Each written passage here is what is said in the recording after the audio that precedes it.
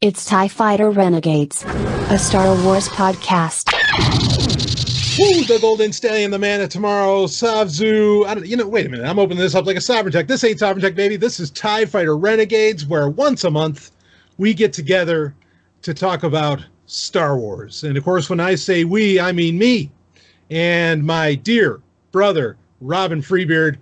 Robin, welcome once again to TIE Fighter Renegades. Boy, do we have a lot to talk about this month. Ooh, teeny. Yeah. I remember. This is the first time I ever, very quick story. Okay. This is the first time I ever learned that the trailer will not always be the same as what's actually in the movie. And that was the trailer for the special editions back in 1997 when they were showing a Jawa falling off of a Ronto. And the Jawa just yells out, "Utini!" I remember that, yeah. Yeah, and I thought that was fucking hilarious when I was 16.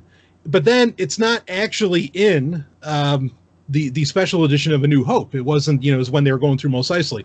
And I was like, wow. Oh, what the hell? Like, I thought that was the funniest part of the trailer, and they didn't put it in. But the lessons you learn. I remember there was like a swoop, it came in and scared the Ronto, and it reared up, and the Jawa fell off, and he was swinging from the harness or whatever it was. Yeah, it was a great shot. I remember that so vividly, but I guess it just goes to show how often I've watched the special editions because I don't remember it not being in there. You don't remember it not being there, and me, I remember. I just keep remembering that. Fuck, it's not there. God damn it. Anyway, yeah. Well, I mean, if given the choice between which version of the Star Wars I'm going to watch Harmy's special edition, despecialized editions.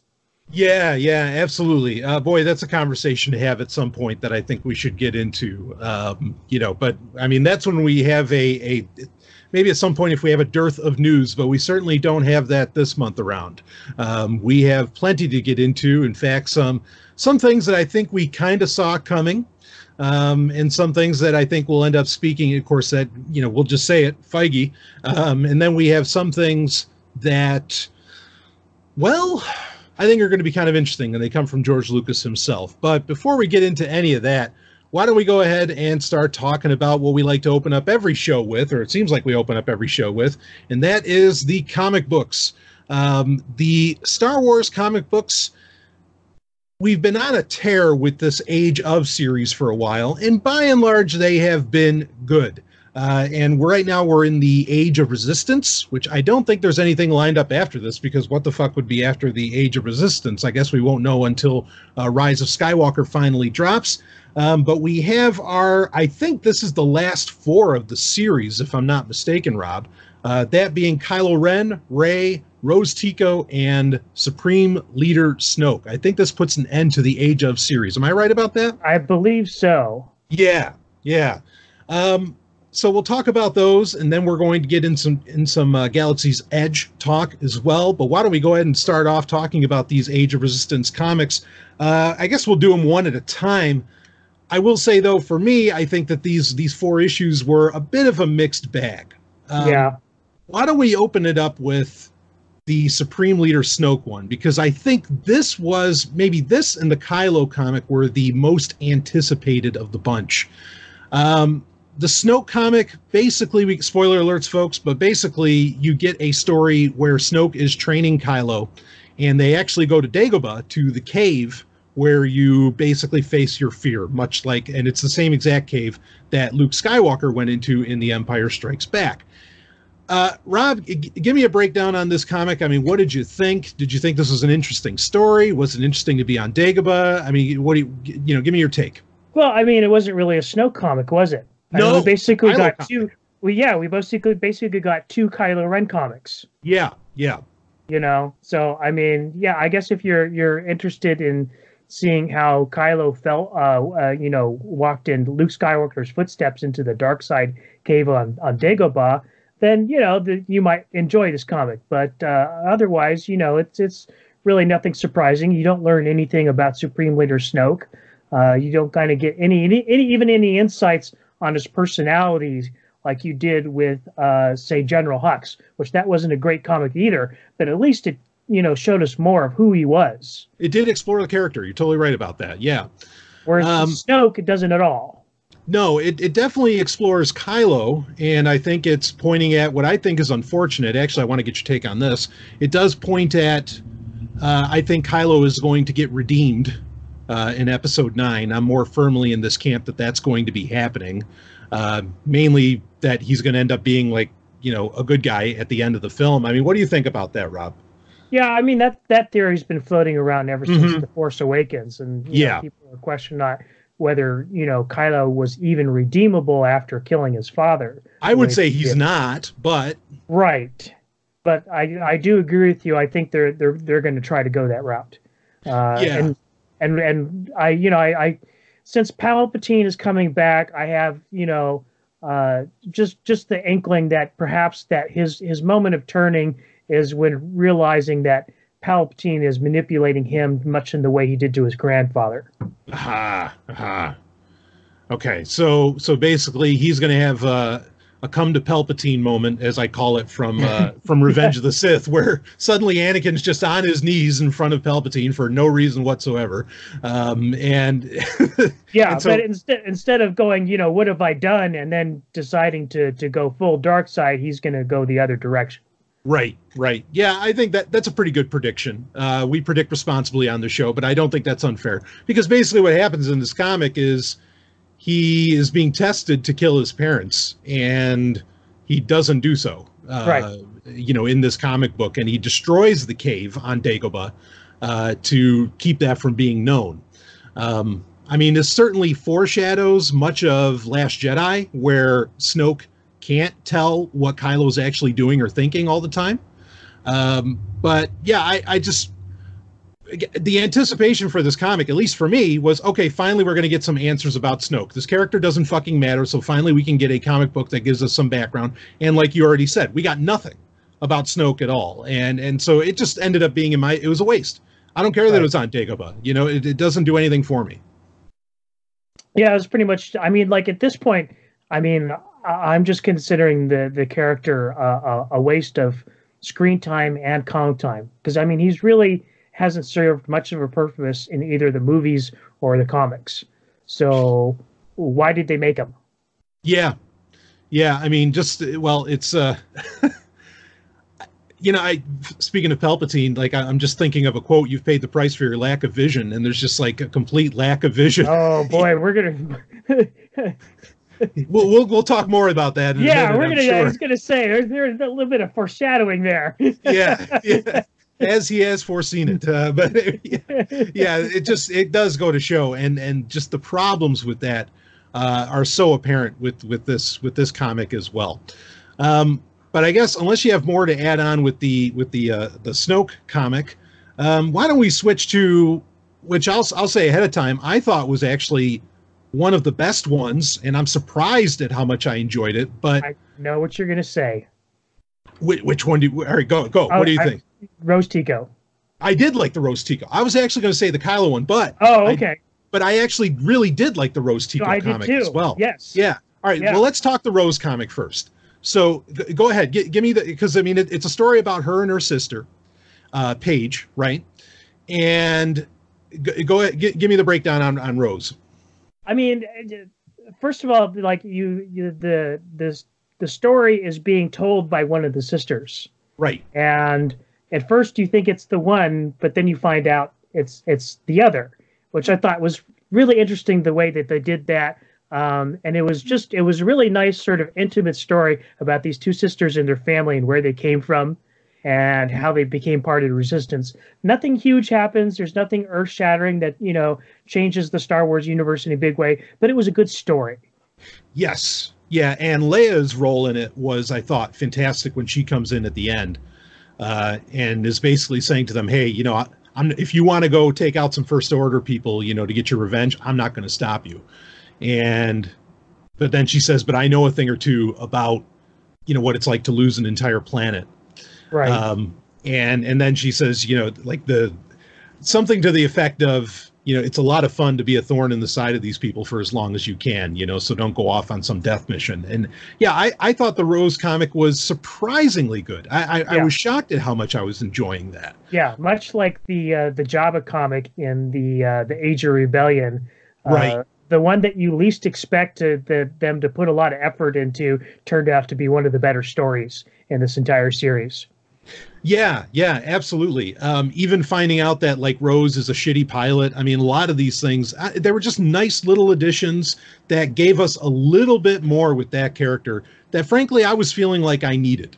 And I didn't know how much well, this is a problem with the sequel trilogy entirely, is that we don't have a whole lot of any of these characters. Right. And this is apparent, unless you have more to add with Rose, this is apparent in the other comic that I didn't like. So this is kind of a half and half for me with these 4 comics. I did not like the Ray comic because it was another one where I felt I got absolutely nothing, and it actually added to me to the fact that I am having a very hard time understanding why anybody gives a shit about this character because we have nothing, and episode 8 gave us nothing. I mean, it wasn't like bad, but it felt like one of those Forces of Destiny comics where it's like this, or shorts, video shorts, where it's like this little story that happens in between things, and it's just there for seemingly nothing. And again, I just don't feel like I got anything of the character, and it helped me. Yeah, go ahead. It's a lack of character development, and then that's the problem with the character, throughout all the movies so far. Right. And you feel like they keep dropping hints and saying, hey, there's more character development to come. But we're 2 movies deep. We're coming into the last movie of the trilogy, and you've done all these books and comics and everything. And that's basically all you've done is try to build up hype and hints about this character actually having character. Mm-hmm. And thus far, she still doesn't. Yeah, and to make it worse, now one of the things I've enjoyed with this Age of series, I actually do largely like the kind of the essays at the end of the comics where they're talking about the characters and what they mean to people and everything. Right. When I read the one about Ray, and they're talking about how, oh, this is the hero for all those little girls and for us, I'm like, what are you talking about? Like, I don't know. And believe me, I want little girls to have heroes, like and representation on screen and all that. I want that so bad. Like I totally understood the essay at the end of the Rose comic where it's just like, finally I'm seeing like, an Asian character in Star Wars and one that means something as a hero and all this. Like, sure, right. I can understand that completely. But I don't get it with this with Ray. Like, I mean, and I don't buy into. It's not the Mary Sue bullshit. It's none of that. It's just we don't have anything, right? And we don't even have as much as we got with Leia in one movie. Where Leia, we understand. Okay, she's a senator. She's really young, so clearly she's driven. She loses her planet. She can, she's not afraid to jump into a garbage chute. I mean, like, there's a million things we know about Princess Leia from A New Hope alone. And with Ray, we're 2 movies deep. There's books. There's there's so much, or there should be so much, but we don't know jack shit. Right. And I don't think we have enough character development. Absolutely. I mean, what do you got on that? Well, I mean, I hate always coming back to the original trilogy because I feel like a lot of fans talk about that, and usually it's really like their arguments aren't that cogent. But in this case, like, at least with Empire Strikes Back, you laid down some, heavy plot and character development with Darth Vader is Luke Skywalker's dad. Mm-hmm. But you didn't have anything like that for Rey. Now, Luke starts out as just a farm boy and, kind of steps into this wider universe and becoming, a hero in his own right. And, Rey does pretty much the same thing in the first movie. So I didn't really have a problem with the character, the way she was being developed in the first movie. That was all, very, predictable and following in the footsteps of, the hero's journey. But when you come to the second movie, it's like they didn't give us any, payoff for investing in this character and wanting to believe in her. Yeah. Yeah, exactly. And I mean, and I could go, and I agree with you about, like, you don't want to go back to the original trilogy too much. I mean, that was just some kind of magic.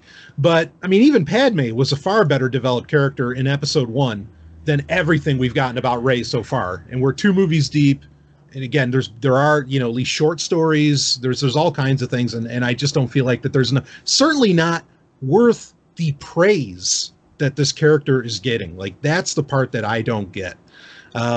So anyway, the comic didn't do anything for me. I mean, go ahead. Yeah, I get it in terms of it's here again. It's all about marketing, and I hate that it comes down to that. Sure. But like you said, it's not that we don't want female characters to have representation and to be in the limelight and to be the heroes, but you do a disservice to everybody involved when you don't do it right.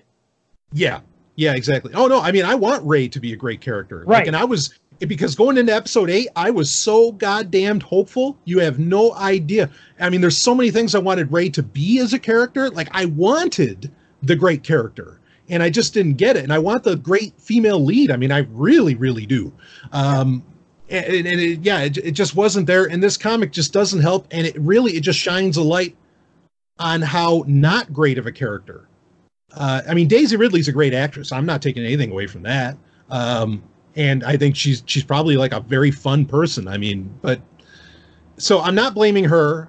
I'm not even necessarily blaming the writers. I don't know, whatever. This character's not being handled right. And I'm having a very hard time grasping how anybody could praise this character in even the same league as Padme or Leia or anything like that, because she's just not there yet. Maybe after Rise of Skywalker she will be, but it's just not there right now. I certainly hope so. Yeah. Because I don't enjoy talking about any Star Wars character like this, especially not the lead of the new series. Right.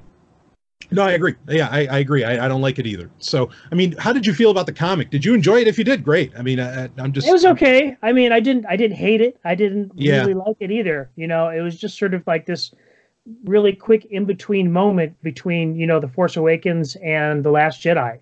Mm-hmm. Yeah, and I don't feel like there's any... I don't know, because like a lot of these Age of comics have a lesson learned, or something, and I don't even think that was there. Yeah, I don't know. Yeah, it just kind of seemed to be a moment to be cute, where like Chewbacca gets, sprayed with the foam and everything, and yeah, right. Yeah, like that's meant to be kind of fun. Yeah. Well, let's shift gears, I guess, to the Kylo comic. Now, ironically, because this is a good lead-in for that, the Kylo comic I thought was awesome. And in fact, I knew pretty quickly, like as soon as I saw the Zillo Beast, I was like, yes. Oh, fuck yeah, it's on. Yeah, it is on. Because that is something that I know the Star Wars universe is waiting to use more. But what it highlighted for me, here's the difference, is that I thought the Kylo comic was phenomenal. But it also shows how how the Kylo in that comic is not the Kylo we're getting in the movies. We're getting a whimpering baby, And I say that, I don't mean that as an insult to babies. We're getting a whimpering baby in these movies in Kylo Ren, as to where in this comic, this is the son of Vader, or the grandson of Vader. This is the guy who's, kicking ass and could like actually lead the First Order and so on. Like, spoiler alert again, when he dives into the mouth of the Zillo Beast, I knew it was going to happen. I was like, oh, that's so great. And it shows why he needs to wear that fucking helmet. I mean, it was so well done. His banter with the old stormtrooper was funny. This was a very, very well written comic in my opinion. But again, what it does is it shows, okay, this is the Kylo we could have had, we didn't get, and what a shame. But that doesn't mean the comic was bad. The comic was awesome. It's just that the treatment of the character, certainly at least in episode 8, was piss poor. What do you got, Rob, on this one? Yeah, I agree with you completely on this. And in fact, I think it's interesting because the other comics that Kylo is in, including Hux and Snoke, that's actually closer to being the Kylo Ren we know from the movies. Right.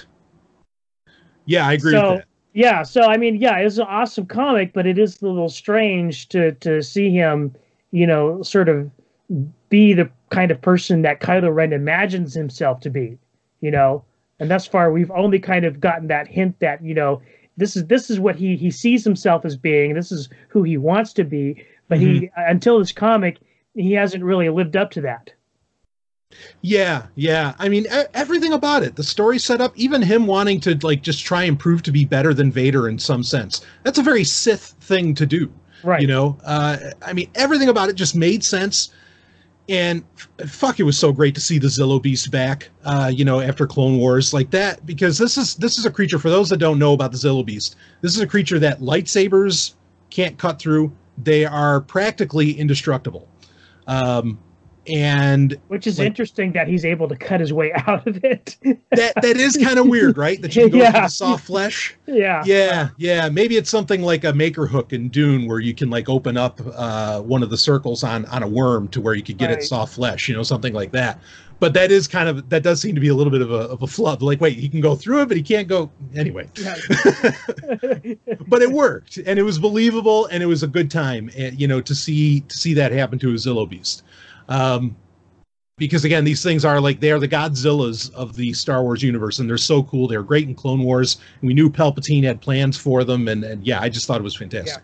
I mean, we're going to talk about this more later, but it is really nice to see the Zillo Beast because it's a signal that they're correcting a mistake that Disney has made since they took over the franchise, Which is, ignoring the prequels. yeah, no, I agree, and I mean, and really, yeah, the Clone Wars, you know, more specifically in this case, and yeah, Yeah. I think they are trying to make Well, up I for that. consider the Clone Wars part of the prequel, you know, Yes. saga. So I mean, Yeah, they make the prequels good. I mean, I'll admit that as well. So yeah, They make 'em better. absolutely. yeah. Yeah, they make them better. Yeah. So, yeah, so a mixed bag, I think you would say, Rob. I mean, would you agree? Like it's 2 for 2, or you know, like too good, too bad, or Yeah, pretty much. yeah. I mean, I think saving the Kylo one for the end was a smart move because it left the series with, I think, a really solid closer, and I think it also maybe sets us up for the Kylo Ren that we're going to hopefully see in Episode 9, who is, you know, basically body slamming people, you know, and going through armies like Hulk Hogan, and you know, I'm all about that. So anyway, you want to talk about the Galaxy's Edge comic? Actually, I have a question for you. Please. Bring So it. since we've pretty much determined that, you know, we're finishing out the Age of Resistance comic here, Yeah. I would assume now that we're pretty much done with these Age of comics altogether, this entire series. Mhm. Out of the 3 different eras, which was your favorite? Ooh. You know, I got to give it to Age of Republic when it was the prequel ones. Okay. I Yep. thought those were like the Qui-Gon comic was fucking Yeah. great. hmm I thought all of them were, and even the Grievous comic was shockingly good. Right. And the Dooku comic? The Dooku comic was good. All of that Yeah. just worked. The Anakin comic was really cool. Yeah, I really love that Age of Republic. How about you? Yeah, I think in terms of overall consistent quality, it was with Age of Republic. Yeah, which goes to show, like, those characters are minds waiting to be tapped into, you know, to just keep doing more with.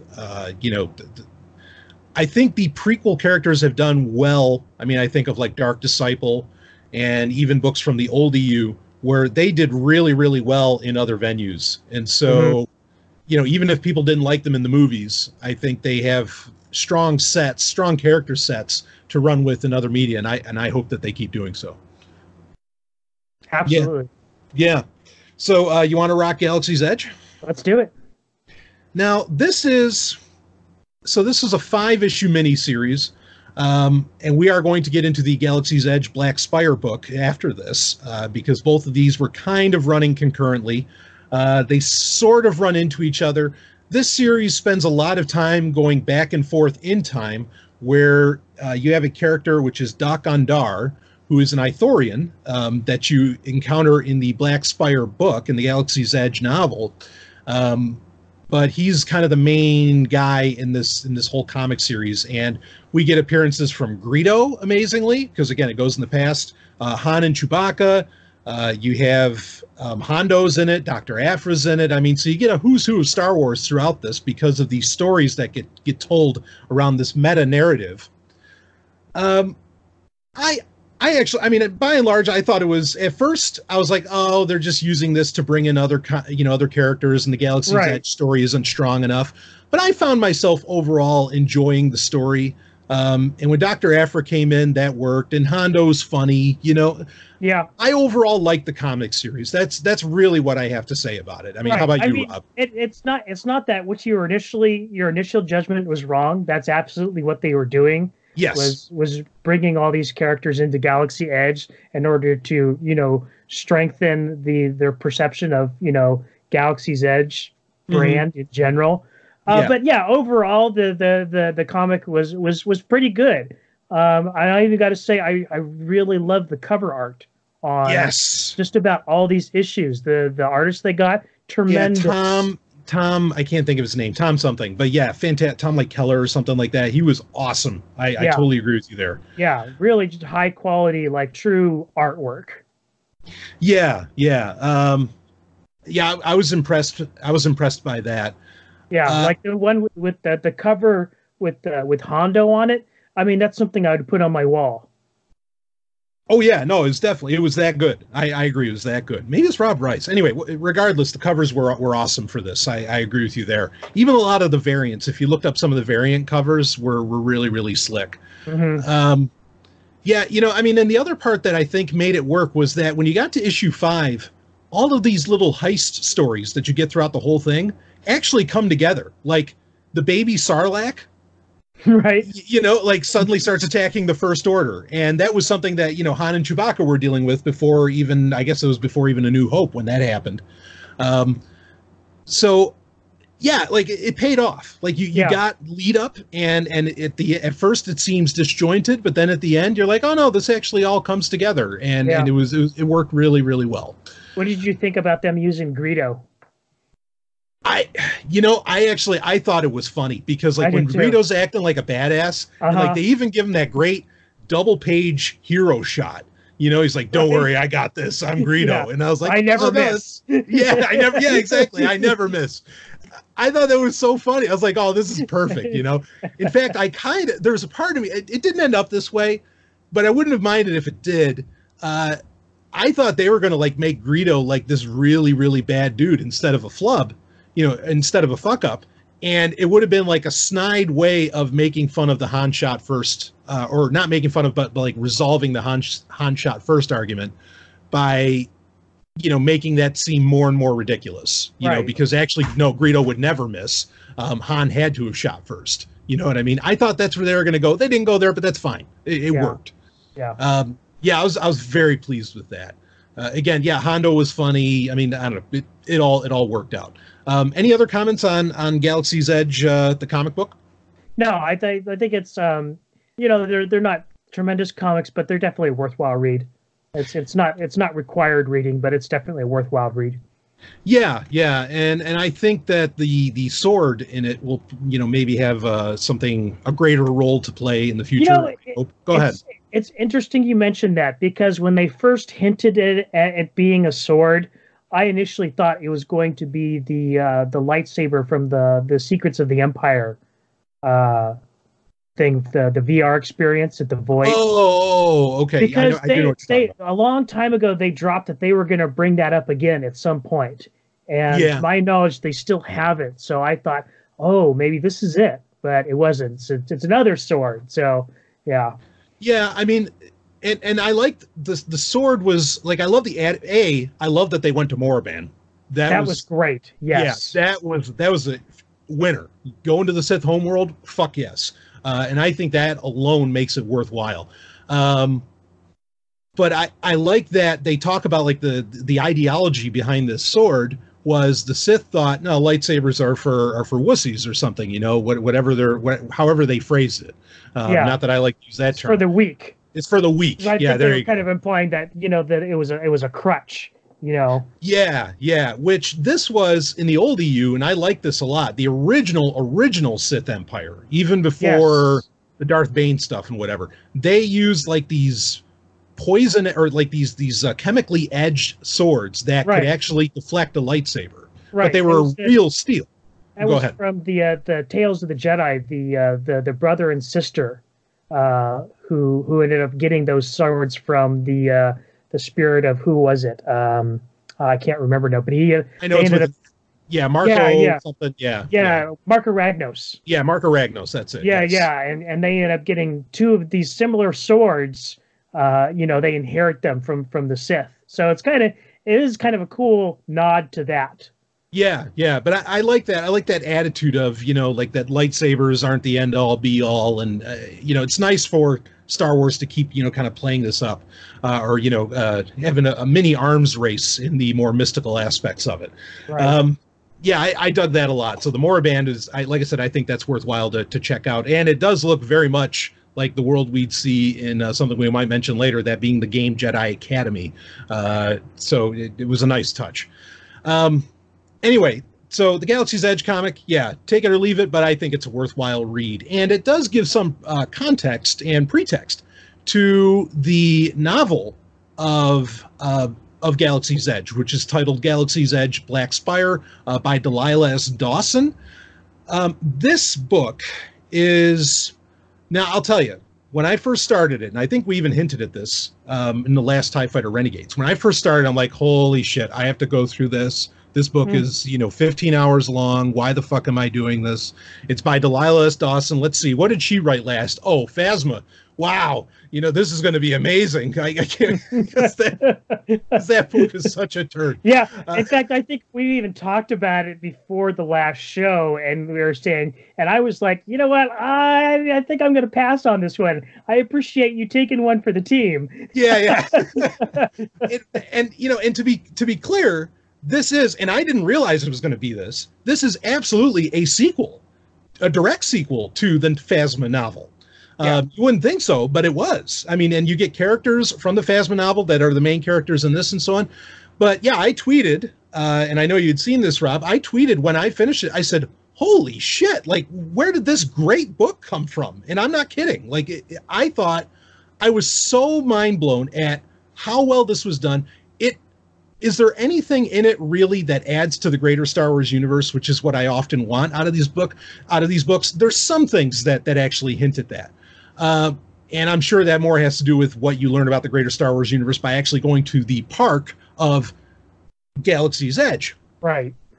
But the characters in this, the writing, the Indiana Jones-esque moments in it, where they're like exploring these caves from this ancient race, the gathering together of like this it's all about this building up a resistance base on Batuu, at Black Spire. All of these things came together, and god damn it, did I have a good time. Like I thought it was, and even Leia is in it, General Organa's in it, and her presence, albeit brief at moments, like even when the lead character of Vi, who's also from the Phasma novel, when she's thinking about Leia, like you feel, I can genuinely remember getting goosebumps, and I can also remember like laughing out loud at a lot of points in this book. I thought it was absolutely dynamite. I can't believe that, because I thought this was going to be just a piece of shit. Right. But Rob, I mean, give me some thoughts on this one. We can deep dive on it more. But go ahead. Originally, I wasn't going to read it at all. Right. And then I saw your tweet, and I was like, okay, well, I mean, if it's got Brian's endorsement, then I have to check it out. So, I downloaded it off of, Audible that night and started listening to it. And I was pleasantly surprised with how good it was. In fact, Brian and I were talking about before we started the show, and I was saying, really, this book is what Alphabet Squadron should have been.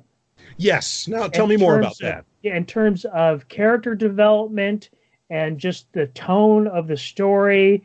And I tell you, like, a lot of it comes down to to me, in my opinion, Alphabet Squadron's biggest flaw was its, the lack of the quality of the character of the leader of the squadron. The guy was just such a bastard, and not only that, but he's one of these guys who's like, he's a bastard, he's terrible at his job, and yet he thinks he's great at his job. Right. Whereas Vi is the complete opposite.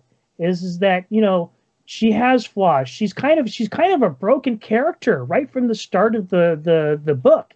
And yet she pulls it together and, starts, a resistance movement on this planet on her own. It's not, practically, well, she has the help of the other main character, the ex stormtrooper. Yeah, But yeah, Archex. like Yeah. but but her being the leader and the quality of the kind of leadership that she provides, it's night and day. Like I said, I really think if we had that kind of character in Alphabet Squadron, it would have been a much better book. Yeah, and yeah, the character of Vi was great, which again, she was in Phasma, and she was being interrogated by the character of Cardinal, who now Right. converts to the Resistance, more or less, and his name is Archex in this, and that's the guy who you were just talking about. Right. And And I was I still haven't read Phasma, and I enjoyed this book. So don't think Yeah. that you have to go back and read Phasma to enjoy this book. No, you don't. Yeah, you absolutely don't, because I mean, it's a minor part of the story, really, in Phasma. I was impressed at how grown up this book was, because like Archex tries to put moves on Vi during this, and tries to get a kiss and everything. And Vi, this is more of where you get this broken character where she's like, she's not into people.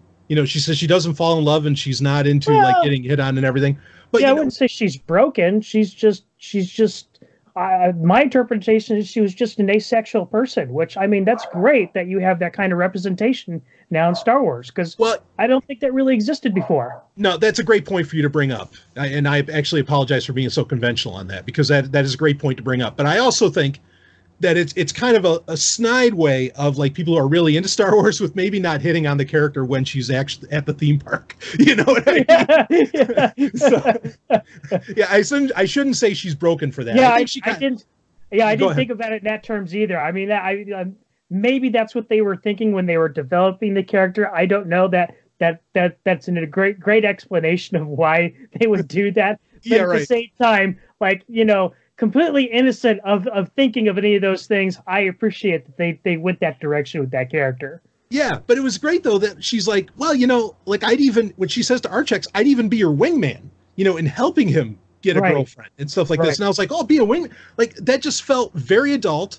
And she's also explicit in saying that she's not into like men or women, which normalizes, bisexuality or lesbianism as well, which I thought was fantastic. I was like, oh, this was so cool. Like, because I feel bad because I've ripped on the Phasma book so hard, but Delilah S. Dawson can write her ass off. And I have to give her credit for that, for a book that really should have been a throwaway book. Like this should have just been pure marketing for that goddamn theme park. And it ends up being really, I think, a top 10 Star Wars novel. It was so well done.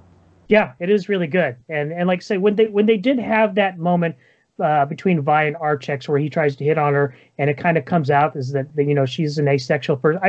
I literally just lifted my head. Thank you so much for doing this. Yes. Yeah. No, I agree. I mean, look, folks, don't confuse this like when we were talking about that Rey comic earlier. We're all for this character, for these kinds of characters, for this kind of representation. I mean, I'm totally on board with that personally. And I know you are too, Rob. So, yeah, it was nice to get it delivered and to have some great new characters.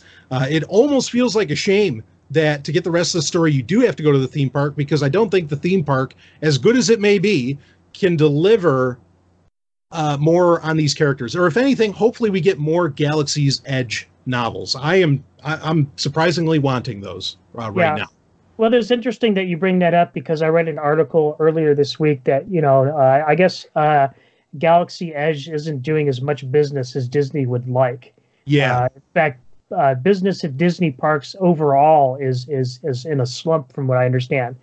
And it's unfortunate because from what I was reading in the article, they don't really acknowledge what the problem is that they think it's the lack of the content, but they're not willing to acknowledge that it was the price hikes and the hype that they put into it ahead of time that really caused the problem. Yeah, I mean, it was a hike as far as raising that price. It was a huge hike, and not only that, like a very popular thing, especially here in Southern California, is a lot of people buy those season passes, and they blocked out a huge number of dates where people could use their season passes, where they could have gone to the park before. I think it's like, you can't even go on Fridays anymore. Yeah, they did change that up as well. I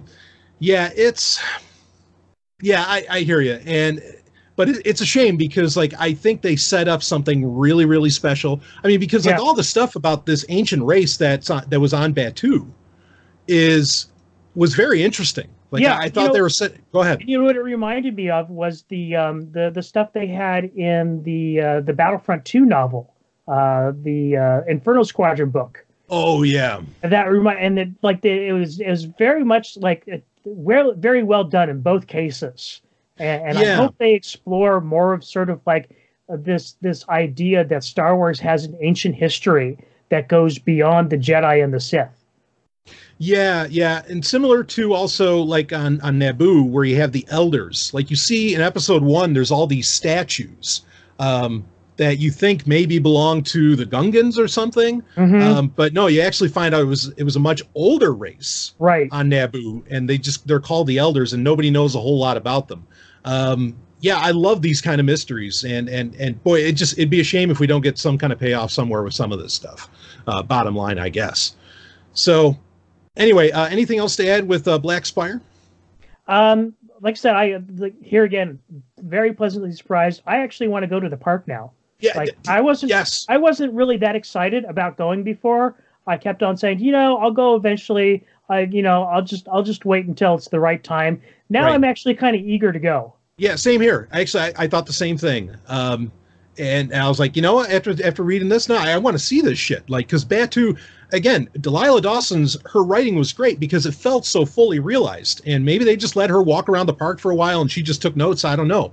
But it really this felt very real. It felt like there were stakes, being are on the table. I mean, it was really, really something. I was impressed. Well, anyway, I guess we can shift this up and... Well, why don't we get into some news, get away from the reviews for a minute, and let's talk about none other than Uncle Bob, that being Bob Iger of Disney. So Uncle Bob, I'm just like reminded of the line from Terminator 2, where the guy's like, "Oh, Uncle Bob, huh?" Uncle Bob. This is Uncle Bob. Oh boy, Uncle Bob, he wrote a book. that a lot of people pick something out from, that I kind of, I don't know. I wonder if this is calculated. I feel like every autobiography or every biography of some kind is calculated in some form or fashion, but I don't know what the calculation is around this. But basically, Hollywood Reporter pulled out a bit of an excerpt from this and here's the headline. Bob Iger reveals George Lucas felt, quote unquote, betrayed by Disney's Star Wars plans. Now, to get into what it said in the book, I'm going to read a little bit from the story here. Link is in the show notes if people want to read it all for themselves, because I'm not going to read the whole story.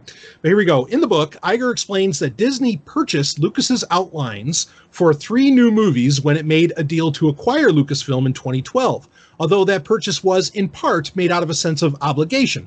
It's suggested, and this is from the book, quote, "We decided we needed to buy them," the chief exec writes of the decision made with studio head Alan Horn.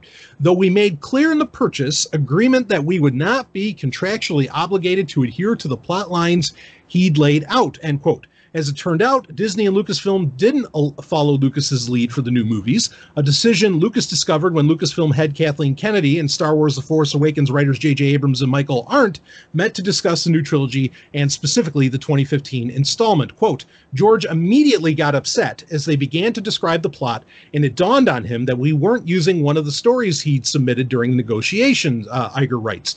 Quote, "George knew we weren't contractually bound to anything, but he thought that our burying the story treatments was a tacit promise that we'd follow them, and he was disappointed that his story was being discarded. I'd been so careful since our first conversation not to mislead him in any way, and I didn't think I had now, but I could have handled it better." And then there's one last bit. "George felt betrayed, and while this whole process would never have been easy for him, we'd gotten off to an unnecessarily rocky start," end quote. So that's from Bob Iger's, from Uncle Bob's book. And basically, I mean, we've had hints, and I think we've talked about it in past TIE Fighter Renegades episodes, of what George Lucas had in mind for the sequel trilogy, which more or less had to do with the midichlorians and the Wills being some kind of, they were actually malicious, they were nefarious forces in the galaxy at large. And I've heard from some people who have supposedly actually read these treatments. I haven't heard from them personally. It's kind of a secondhand thing where I've heard from people who've heard from people that while these may not have been like blockbuster movies, they sure as fuck would have been interesting movies that George Lucas had in mind, because these people have read the entire treatments apparently. This definitely, I want to get your thoughts on it, Rob. I mean, this definitely speaks to me that, well, I don't know what vision Disney ever had, if any. I mean, not just vision in what 7, 8, and 9 would be, but just like, what the fuck did they even have planned for Star Wars? Did they have any kind of plan for, other than, I know Bob Iger has said that they had like 100-year plan for Star Wars, but I don't know. I mean, give me your thoughts on this, well, Rob. I mean, first of all, like you were questioning as to the overall intent of this. I mean, to me, this reads like damage control. Okay.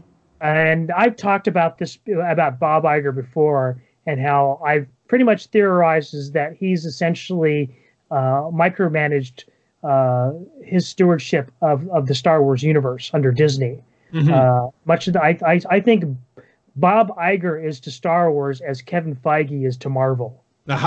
In a lot of ways. And I think in a lot of ways, Kathleen Kennedy has kind of had to play, passenger seat or backseat driver to Bob Iger.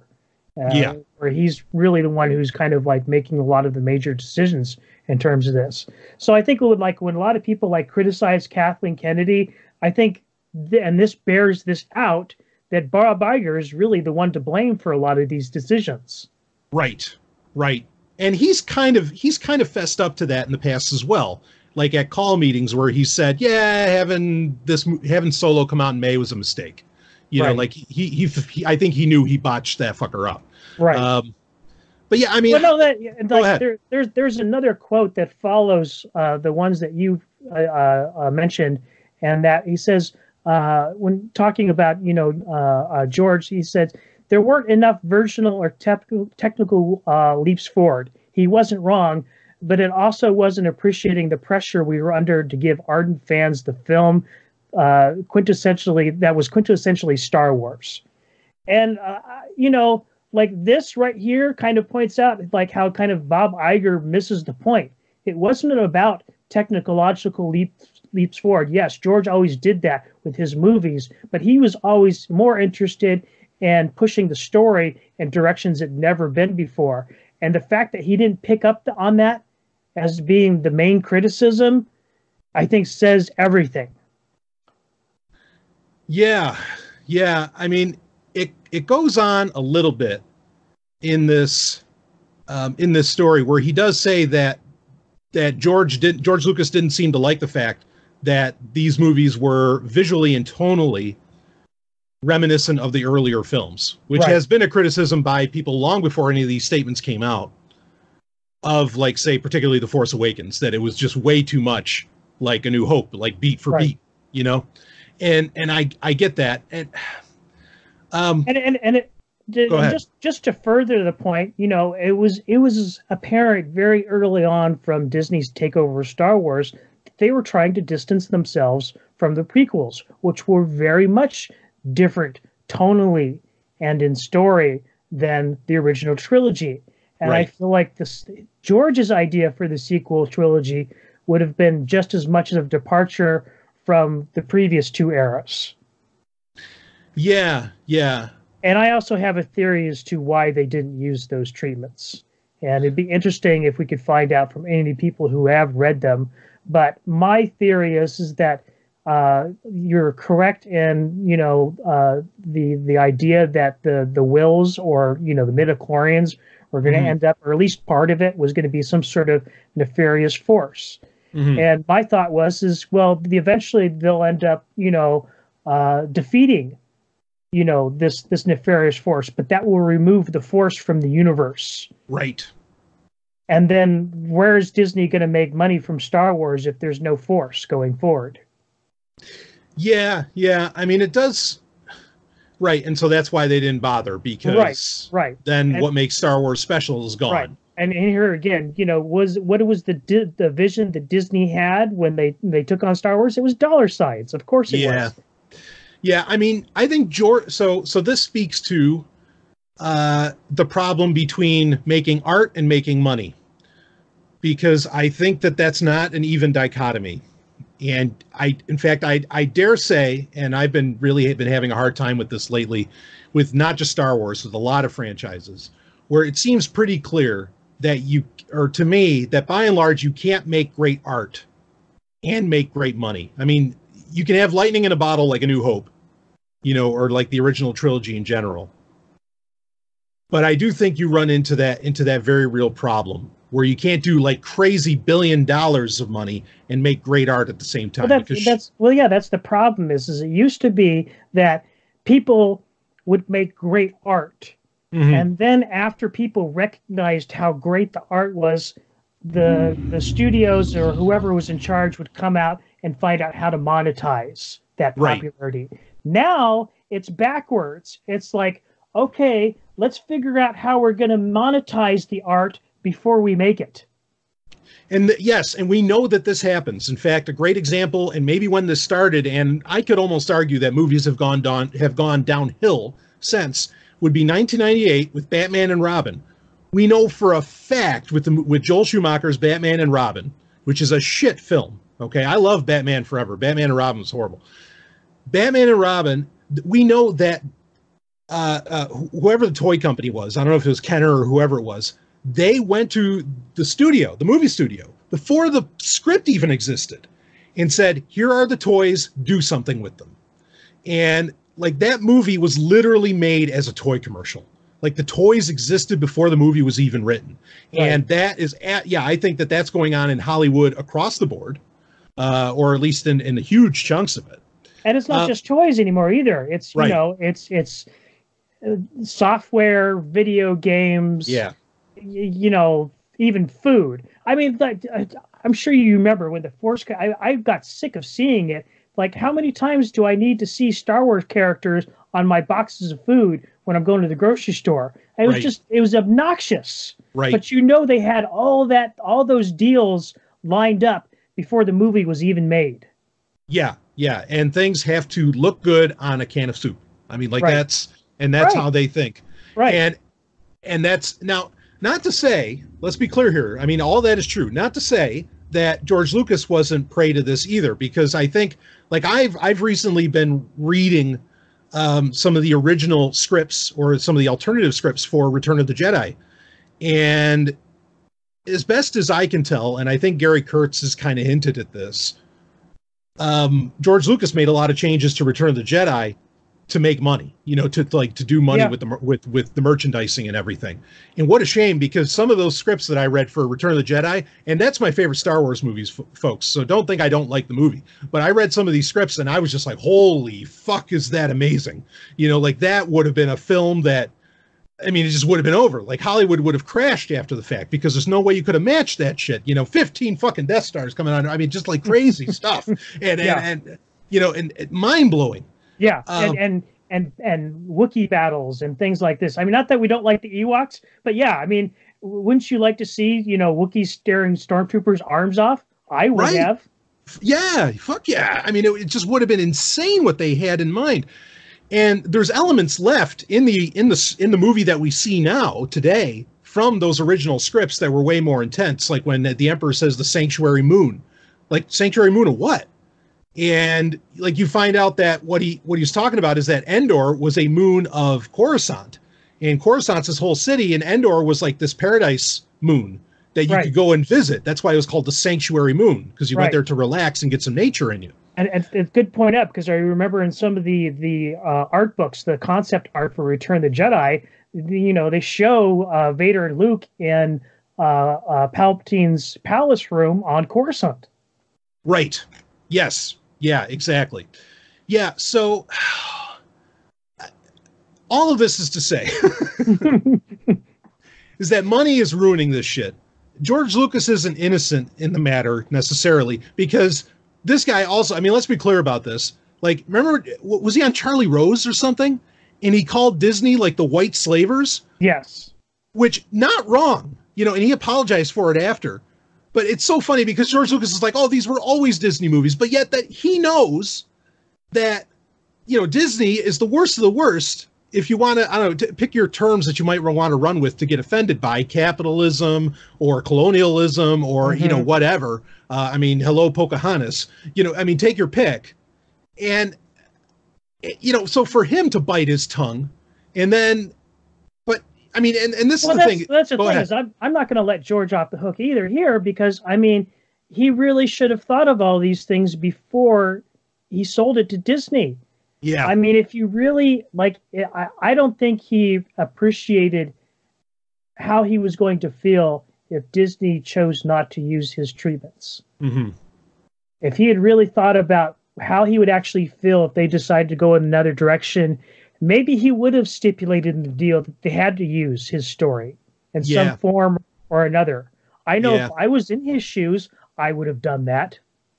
But he chose not to, because I think at that point he was kind of done with it and he wanted to move on. But he really didn't it's kind of like hindsight is 20/20 sort of thing. I think if he really thought about it, he wouldn't have gone about it the way he did. He might have still sold it to Disney, but he wouldn't have gone about it the way he did.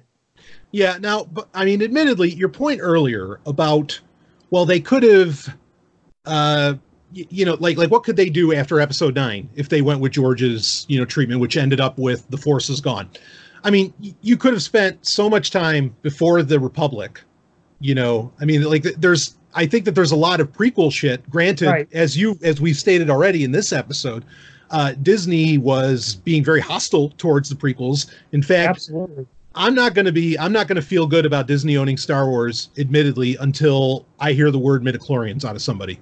You know, I mean, because look, I mean, I get it why people don't like them, but they're there. They're part of the process, folks. Okay. Right. And I really, which is weird because I mean, since the Disney takeover, we've heard more about the Wills than we ever did from George Lucas. And yet apparently from George Lucas's opinion, the Wills and the midichlorians were basically the same thing, or at least intimately connected. Right. And that doesn't seem to be the case under Disney. Yeah, I mean, we got Wills, we got Chirrut Imwe in the Galaxy's Edge comics. Yeah. In fact, that was one of my favorite ones too, is that they brought them in there. Yeah, I thought that was really cool to see him. I knew he was coming too, and I was like, oh fuck yeah. But regardless, yeah, I mean, there's things that Disney could have done with this, even if they went with George's story. I don't want to spend. There's like a side comment to make here. I don't want to spend a ton of time on it because I think it's a larger conversation that needs another episode. But we talked about previously on TIE Fighter Renegades, we talked about the 25% difference with Paramount Star Trek and CBS's Star Trek. Not that that's a problem anymore. But some have argued that in the contract that George signed, he gets some kind of cut if his characters that he created get used. I'm pretty sure that's been confirmed because I read an article about the Museum of Narrative Art that he's opening here in Los Angeles, and he was interviewed for it. And there was some mention in there that he does receive some kind of royalties from Star Wars still. Right. Okay. So, like, that's another reason why Bob Iger wouldn't use those treatments, because they were probably laced with Luke Skywalker, Han Solo, you know, everything that George has created. And so, and the argument goes with this 25% difference thing is that to keep Lucas from getting a shit ton of money, even though as a stakeholder in Disney, he's already going to do that. That's why they've created all new characters, and they've been trying to off the original characters as quickly as they could. I actually suspect that George's treatment, yes, would have had more involvement from the original trilogy characters, but actually would have focused on or at least done a better job of focusing on the new characters. Okay. It certainly would have given us better characters, probably. Right, yeah. Because originally Rey was called Kira in George Lucas's treatment, and that's what she's named in the early concept art. And I think she probably actually would have been a much more developed character under George. Yeah, I think that's believable. I mean, I never really had a problem with I mean, people can argue about his dialogue or his directing style, but I think he made great character, or a lot of great characters. Very simply, he made some great characters. Yeah. So I could see that. Go ahead. Dialogue can always be fixed. I mean, Sure. you know, and you like the heck they had Carrie Fisher work on the scripts for The Force Awakens. So I mean, Yeah. you know, why not bring her in to fix all the dialogue in the new trilogy? Unfortunately, she's not with us anymore. But you know, like I said, that stuff's fixable. Yeah. I don't know. You know, I mean, the one thing I would have liked out of all this, bottom line, would have been a vision. And George clearly had a vision. Right. Bob Iger is admitting they didn't go with it. And what they put in its place was a complete lack of vision, like we were talking about earlier. I mean, a complete lack. And Star Wars is hurting from that. It's hurting really, really bad. I mean, you have any thoughts on that, Rob? There is hope. Yeah. You know, like Yoda says, there is another. Yeah. You know, we still have Dave Filoni, and I still think he's pretty much the heir to the Empire, as it were. If not in control, but in spirit and in vision. Yeah. I think if Disney wanted to give Star Wars vision, they certainly have the talent internally. They have Filoni, and you know what? They have somebody else. If you want to shift gears to the next story in our news list here, they have Kevin Feige of Marvel. You know, and Marvel is, well, it's at a turning point. The Marvel Cinematic Universe is anyway. Mm-hmm. You know, now that Endgame has come out and all this, and we do have, it is effectively official. This is from Variety. Marvel's Kevin Feige developing Star Wars movie for Disney. We don't know what exact role he's playing in that, but we predicted some time ago. Remember when Feige was on the Star Wars show? We talked about it. Like, hey, you know, give this guy Star Wars. Let him take his ability to make a cohesive long-term whole out of a lot of great movies, or a lot of at least good movies, or movies that people will sit down and watch and not complain about, besides myself. And let him do it. I mean, you know, Feige, I think, is one of those people, you know, that there are talented people. I mean, I say give it to Filoni too. I'm totally on board with you on that. Though we do know, because of an interview during Force Friday, that Filoni is very hard at work with Jon Favreau on season 2 already. And we haven't even watched season 1 of The Mandalorian. But I think if you had Feige clean this fucking mess up that Iger clearly created for whatever reasons, and George Lucas was totally right, I think, in being mad, because he probably knew that, holy shit, they don't have a plan and they're not going to run with mine. What are you doing to my baby? Yeah. You know, this is really interesting, because do you remember, and I think it's been about a year ago, that we heard that Disney's plan after Episode 9 was to give Star Wars a long break. Mm-hmm. And that's obviously not going to happen now. Well, not on Disney Plus's end. Yeah, that's for sure. No, or not even the movie end. Right. Oh, yeah, because we know we have movies coming up at least 2022 or 2021. Right. Sure. So it's kind of interesting that, you know, they're doubling down essentially. Yeah. And I don't know that it's necessarily the wrong move. I did at the time say that, you know, I think Star Wars could use a break, but of course, if you know, the state that Star Wars is in right now, and if Episode 9, you know, doesn't resonate with people, then yeah, I think they have to push on and like keep on trying until they get it right. Yeah. I mean, they have to clean this up. I mean, you know, let me ask you this, Rob. What do you think is more important to this ship getting corrected? The ship being Star Wars. Do you think The Mandalorian being successful or Episode 9 being successful? Like, which one of those do you think is the more important? That's tough, because I mean, I in a lot of ways I see The Mandalorian as kind of being the future of Lucasfilm right now. Sure. But a lot is really, I mean, you know what? Yeah, I'm going to go with The Mandalorian, because I think even as I'm trying to temper my expectations, like the what they've built up in Episode 7 and Episode 8, there needs to be a lot of payoff in 9, and I just don't see how it's going to happen. Aha. Okay, so you all right, yeah, all right. So that's a good argument. You're saying that the Mandalorian has to be really, really great because Episode 9 cannot possibly correct this ship. I Like, don't no think matter how good it is. Yeah, I think it could start steering it in the right direction, but on its own, there's no way it could right this ship on its own. And I think That's very interesting. it's going to be, and since Mandalorian is going to be more of long form content, than a movie, then Yeah. sorry. No, that's all right. That's all right. No, we got the peanut gallery there, and I'm glad to hear him. Frankly, so those barks can get put out on the internets as much as they want. But anyway, yeah, I understand your argument. I think Episode 9, as much as I think Episode 8 fucked things up, and I think it did, I think Episode 9 could really, in my opinion, there's only a couple things it really has to fix. I think it can be a good enough film. I don't know if J.J. Abrams can be the person that can make that good enough film. That's my other problem. Yeah, but I do think that Episode 9 could be. What we hear about it, I don't know, but I think Episode 9 has to be, for everybody else, I feel like Episode 9 has to be the biggest shit in the world. But I agree with you that that's a tall order, man. It is really tall order, and like before we even knew the title of Episode 9, for the longest time, my running name for the movie was Star Wars Episode 9: The Return to Mediocrity.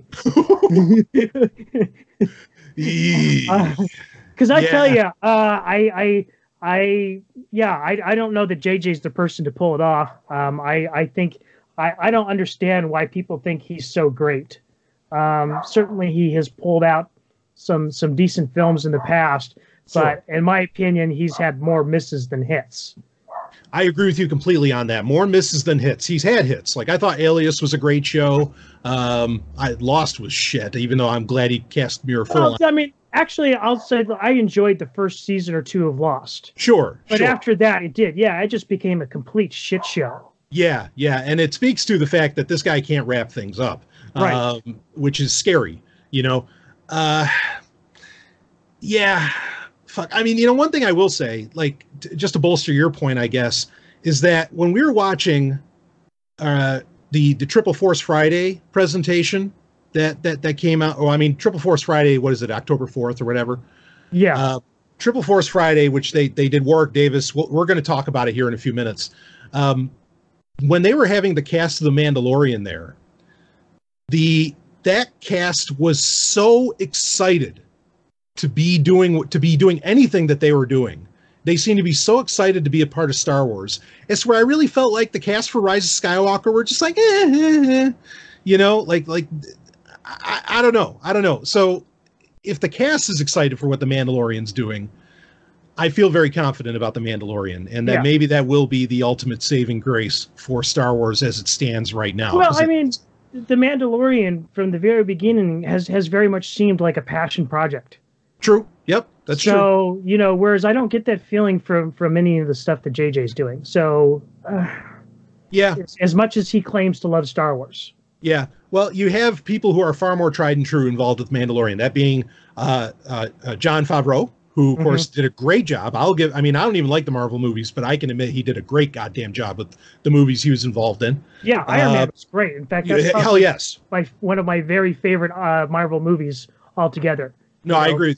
Yeah. It's a close tie between that and Guardians of the Galaxy. Yep. No, I agree with that completely. And yeah, Jon Favreau is awesome. And of course, Dave Filoni is the man. So yeah, well, anyway, I think this can lead into what we were talking about, which is that Feige is going to be coming in and making a Star Wars movie. Kevin Feige, of course, is the kind of the main brains behind, what's happening in the Marvel Cinematic Universe and interconnecting everything. So it's certainly a great name and a name that's trusted by nerds and, people like us, which we are nerds. Proudly. Proudly, very proudly for our whole lives. And I can't help but think that, like, the thing is, the news is so nebulous that Feige's coming in that it feels like, okay, we just heard that George Lucas actually hates what Disney's doing with Star Wars. And so how do you combat that news? You say, well, we're bringing in the Top Gun, and that's kind of what I feel like with this, because we're not really getting much news as far as what the hell is Feige doing. He's making a movie, but how is he making the movie? We don't know. They just wanted to toss out Feige and Star Wars. What do you got? Is he producing? Is he directing? What is his level of involvement? We don't know. Yeah, exactly. So we know in terms of Hollywood, when you're an executive producer, that can mean just about anything. Right. I mean, it feels like damage control, but then to do this damage control, bringing in Feige, why do the damage of writing that shit in your book, Uncle Bob? That George Lucas doesn't like what you're doing with his baby. I think that is part of the damage control. My opinion is that it's like, we're admitting our mistake and now we're moving past it. Yes. Here you were right.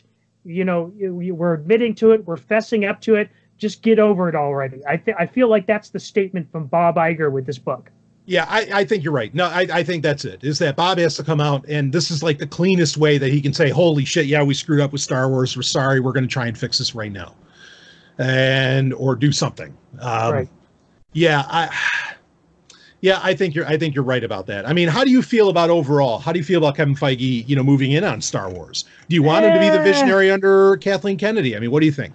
Not really, to be honest with you. Okay. I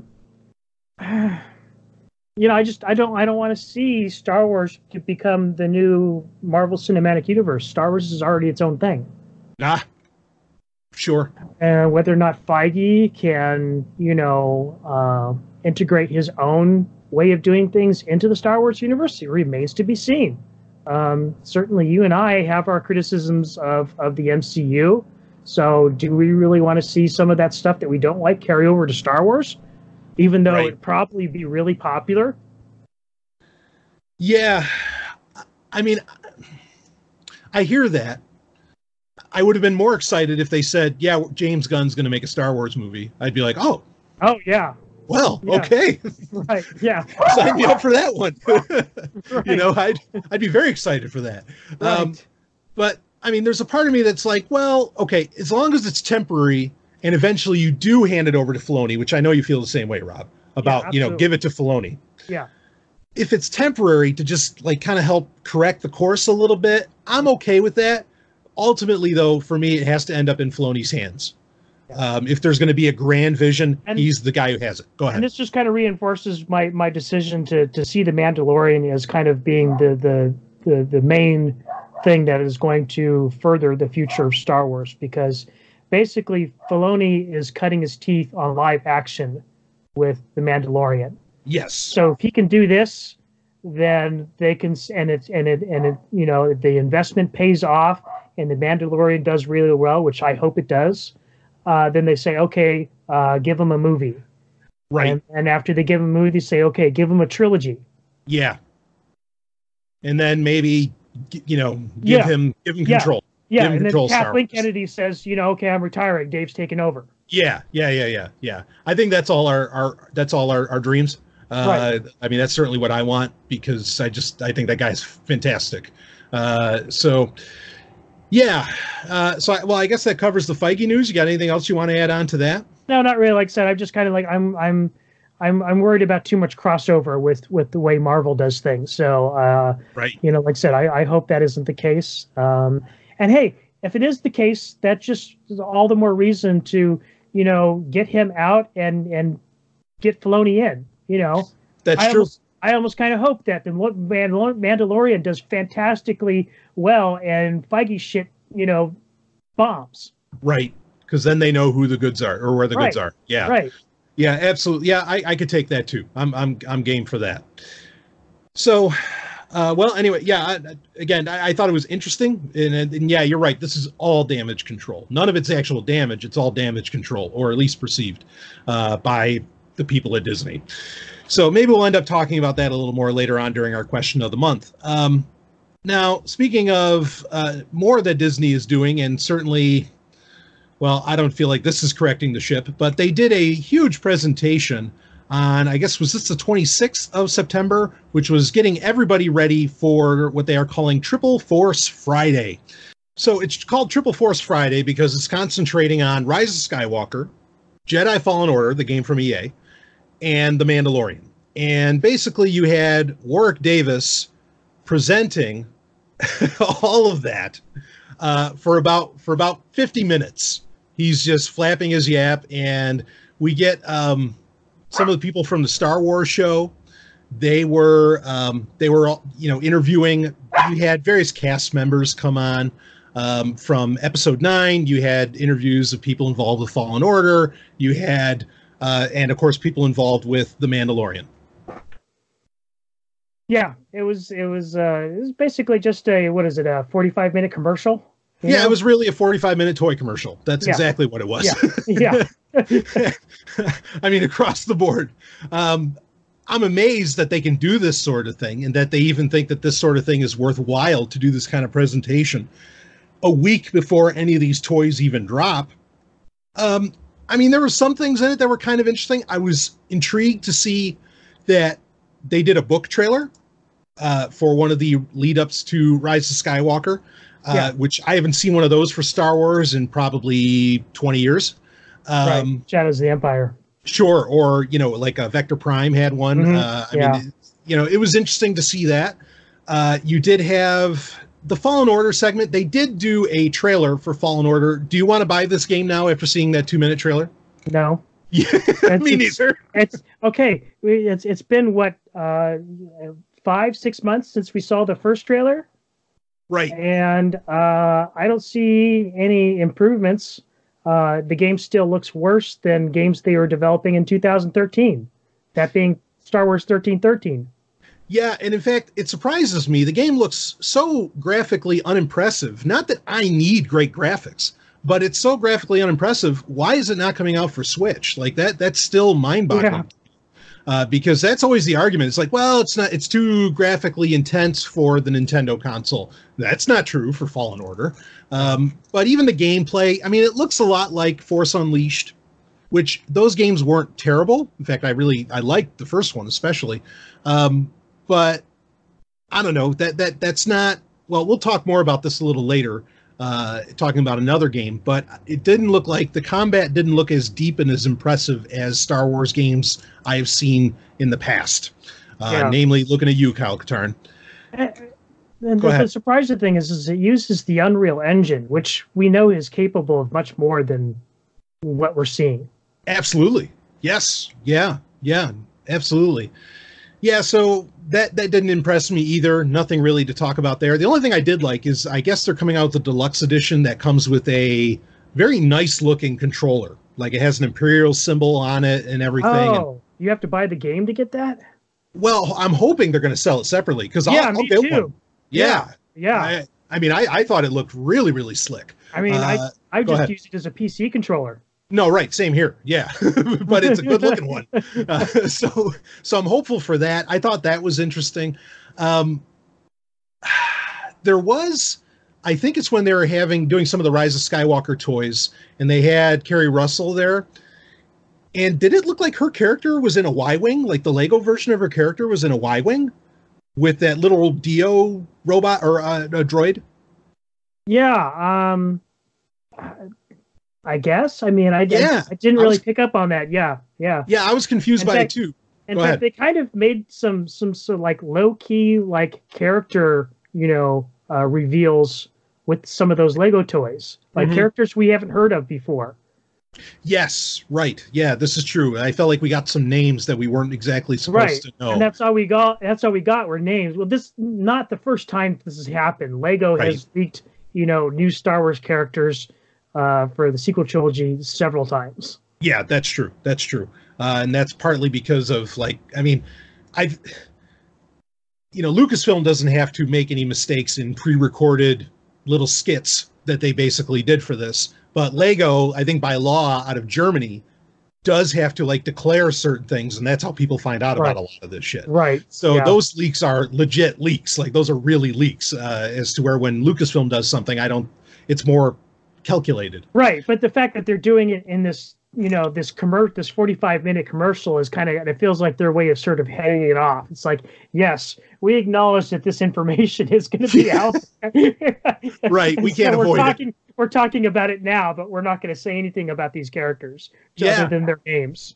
Yeah. One of the more interesting toys too was it verified that leaked, which I think this was a leak. The leak of that concept, or not concept art, but it was the art that was meant to be on some kind of cereal box or something for episode 9. And remember, it had C-3PO with the bowcaster, right? Holy Tree's bowcaster. Well, there's a toy of that. So yeah. As best as we can tell, that's that's the real deal. Yeah. Mm-hmm. When that was one of the things people were pointing at that said, no, that's crazy. Like, this can't be real art for episode 9 because they'd never do that with C-3PO. No, I guess they are. Wrong. Yeah. Yeah. There was a interesting little animated short that you could watch done by Funko, which I like Funko Pops fine. But it was with Lando and Rey on the Millennium Falcon. That was kind of cute, but meaningless. Any thoughts on that, Rob? I hate Funko Pops personally. Whoa, that is a conversation. I am writing this down. This is going to be a conversation for another episode. Why does Rob hate Funko Pops? If you hear my keyboard, it's really simple. I Go can ahead. say it right now. I just, their eyes, they disturb me. It's like looking into inky black oblivion. That's very interesting that it doesn't bother me, because I have that same problem. Very quick story. Event Horizon, done by my favorite director of all time. Yes. Paul Anderson. Paul Anderson, yeah. Yeah. Event Horizon. There is a point in that movie where you see Sam Neill, whatever, his wife, and she has no eyes. Yeah. And that I literally didn't sleep for like 40 hours. Well, I remember go ahead. Even as a kid, earlier than that, I remember the X-Files did that, with with the black-eyed kids. Yeah. Yeah, Mm-hmm. yeah. Good call. I don't know why that does. Yeah, because boy, that terrified the fuck out of me in Event Horizon when I was a teenager. Yeah. There's a comic book store where I live. And I was just checking this place out for the first time a while back, and I walk in, and they're big on Funko Pops. Sure. So big that they cover every wall of the store. So you walk in this place, and you feel like the forces of hell are like peering out at you, into your soul and through you. That's hilarious. It's funny though. I'm looking at my Funko Pops, and I'm realizing actually a lot of them don't have those eyes. So maybe that's why it's like I have Lord Drake on. He has a Power Rangers helmet on. Mm-hmm. Tuxedo Mask is wearing his white thing over his eyes. Neo has sunglasses on. Right. So any of the ones where it shows those beady black eyes, I hate those. Yeah. So much. It's just, maybe I just didn't think about it. Well, anyway, now I'm going to be terrified. Thanks, Rob. You're welcome. I exist for nothing not to spread terror throughout the world. Like a Death Star through the... No, yeah. Nice. Well, anyway, one of the other interesting things in this is that we did get a very short clip, and it was maybe the only thing that made it worthwhile. We did get a very short clip of Jon Favreau and Dave Filoni standing together on set, it appeared, even though you didn't see much, saying, we're here hard at work on season 2 of The Mandalorian, which I thought, we already knew this, that Favreau said he was writing it already. Right. But this was nice to see him and Filoni. I thought that was a real show of, frankly, a show of strength. And that is Disney's Death Star right there, is those two boys working together. Right. Well, but at least we think so. We won't know until we actually see The Mandalorian, which, by the way, this wasn't announced then, but you can sign up. You can pre-order Disney Plus now. And you get seems strange to you? Yes. Pre-ordering a streaming service? Yeah, and you get 7 days free, so you don't even have to pay up front. Yeah, that definitely feels like an escalation in the, quote, streaming wars. Yeah, this is really, I think, a way to, you got to please investors for one, but it is also to just like have that crazy number and just, I guess, well, here's your Death Star, try and shake boots at Netflix. Here's how much money we've made, and we haven't even put any content out yet. Yeah, which, I get it, why you're doing that, but fuck, I hate that. The other thing, too, the other side of that coin, I think, is also to gauge interest, is how many people will get on this ahead of time, sight unseen. And I don't know. They already know people are interested in. I would think it. Go ahead. All you got to do is they just say that we have Marvel and Star Wars content, and that's going to create interest all on its own, just on the recognition of those two brands. Sure. So, no, I agree. Yeah, no, I totally think it's for bragging rights. Yeah. Okay. No, fair enough. I mean, and I do agree with you because I think Disney Plus is going to be an instant winner. I mean, I already pre-ordered it. Fuck, 7 days free, fine. And if I do find that it's shit, I'll ditch it. But of course, folks, make sure that you frequent your public library on the internet. It might go by the initials of TPB. You can go look that up if you want. And I'm sure you get all the content that you want. And whatever. I don't care if Disney hears me say that anyway. Well, anyway, I don't know how much else there is to say about the Triple Force Friday presentation overall. I mean, it was amazing to see all of those cast members, even Daisy Ridley, schlepping off these toys. I think it does point at, well, Rob, you tell me what this points at. Is this where the money lies? Tell me about it. I don't know, because you look at all the unsold product from The Last Jedi. These toy stores are going out of business because of this shit, because they bought in big time and it didn't pay off. Well, this is you raise a great point, because this is interesting in that kids don't buy toys anymore. Not that I've seen, they just want to get shit on their tablet or on their smartphone or something like that. Yeah. Well, I do think that the Dio remote control, the app controlled toy, I think that'll be big. Yeah. Because they sold gangbusters on the BB-8 one. Right. From Sphero. Right. Yeah. Maybe the Funko Pops will sell. You know what, the thing with the Funko Pops is that because they made a big deal out of those, most people I know who have collected those and have been collecting them for a few years, they're trying to sell off their collections, not because they need the money, just they take over your house. Yeah. I mean, it's they're pretty Beanie bad. Babies. Right. They're Beanie Babies. Yeah. And I think people get like, holy fuck. And they're not even toys. I mean, you don't play with them. No. I mean, to me, they're just things that show off your fandom, and they're like rare. Like, where else can I get a Tron figure? But are they rare? Well, they're right. Yeah.